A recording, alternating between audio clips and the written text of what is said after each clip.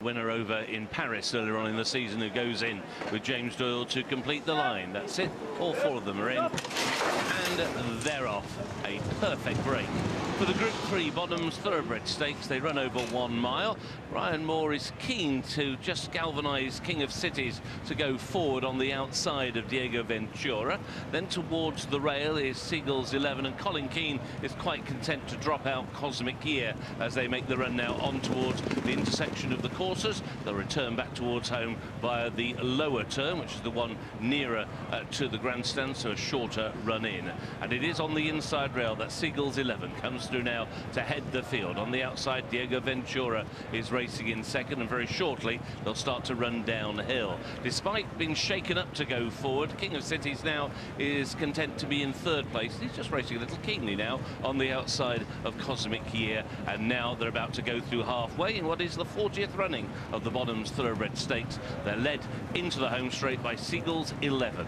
He leads by 3 parts of a length to Diego Ventura in second. King of Cities towards the outside now with clear sailing in third, and closing and still covered up by Colin Keane is Cosmic Year. And now they race on towards the final quarter of a mile, and Seagulus 11 still has the lead. Ridden along now is Diego Ventura, so too King of Cities towards the outside, and Cosmic Year is taking some time to get going, and Seagulus 11 still has the lead as they race inside the final furlong. Cosmic Year can find absolutely no room at the end. Now running on the outside is King of Cities, but it is Seagulus 11 rallying Diego Ventura. Seagulus 11 wins, a double for Oisin Murphy.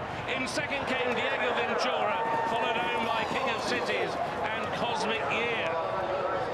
Well, there may have only been 4 runners, but you could write a book about what happened here. It's a very good ride again by Oisin Murphy on a horse that was pretty well backed going into this race, and he has dictated what has become a really messy and really tactical affair. But in the stone-cold analysis, he's won by about a length on Seagulus 11, beating Diego Ventura. King of Cities ran a strange race, shaken up to try and go forward, couldn't do so. And Colin Keane's comeback ride, well, not one he will want to remember. It's one to remember for Hugo Palmer and Seagulus 11. Yeah, first up, congratulations to the 2+3, 2+4 syndicate who own Seagulus 11. In front, white face, Oisin Murphy, pink cap, Colin Keane. Horrible position, Leona. I know, I mean, I thought the winner would go from the front. I just didn't think it would be this horse. But Oisin and Hugo, they've got a really good rapport together. They're well over, I think, 45–50% strike rate together this season alone. But you could see from the stalls as well, Ryan did look like he wanted to go forward on King of Cities, and then perhaps just didn't want to go that quick early. So Oisin took up the kind of reins and was able to slow them up a little. A few of the others got Keane in behind.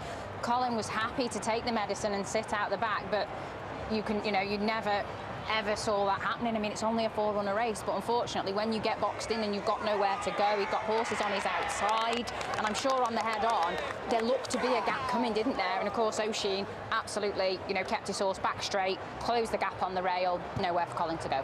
5 winners on the week for Oisin Murphy. 5 winners for Oisin Murphy, and the perfect start to the day on this fellow, Oisin.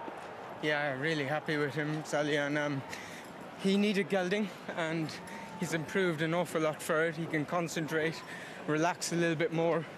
Hugo trained his father to a classic victory, and the guys at Manor House Stables, Michael Owens, under Hugo's management and stewardship, done a great job with him every day, because he can be a little bit on his toes like he is now, and Josh at his head knows him inside out. Well, you said Hugo did train his father, Galileo Gold. Luke said down at the start that he thinks this horse will be better next year, and I can see why, the size of him. He's a big old boy. Big, athletic, beautiful animal, and he has a really bright future. It was a shame to see the race cut up to 4 runners, but they were 4 good horses, and I think he's run to a very high level today. And Josh, this horse must mean a lot to you, Oisin, giving you credit for how well he's looked after. Yeah, it does. It means absolutely everything to me. Took me to America, took me to Ireland, took me to the Guineas, took me to the U.S, and I'm just glad he's finally got a win under his belt. And now a winner at Glorious Goodwood. Well done, everyone. Thank you. Well, we're hearing there that this horse has taken Josh all around the world. It's taken Hugo Palmer into the winners' enclosure here at Goodwood, and that will mean a lot to you, I'm sure. Yeah, as I just said to you, I've just about recovered from his dad getting beat in the Sussex Stakes. It's taken 10 years. It's taken 10 years. Yeah, like he's just.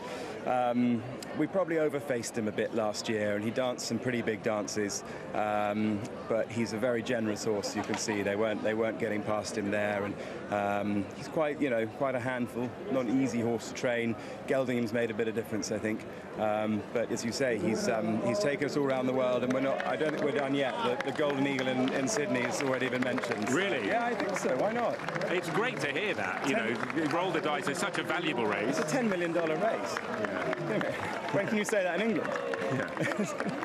The story for this horse started not far away from here, actually, Brighton Football Club, with the lads getting together and investing in this horse, and now back winning on the Sussex coast. It was all, I think, it actually really started at Cheltenham. There was a mare called Mrs. Milner, and Michael suggested to James Milner that he backed it, and he did, and it all sort of went from there. Wow. And they bought a few horses, and so James is the sort of ringleader. But yeah, there's 11 players who aren't all at Brighton anymore. Sadly, half a dozen were here yesterday, but I think they're in Poland today. Right, so watching on, I'm sure. I hope so. Just quickly, with regards to the main target being the Golden Eagle, what is the plan then? Logistically, what do you do to prep a horse for that? I don't know. I don't know. A few more runs here first. Maybe one more. Right. Maybe one more. I mean, we could talk about, I don't know, supplementing for the City of York, which I don't think he's in, or maybe the Celebration Mile back here. I don't know. I haven't really thought beyond today.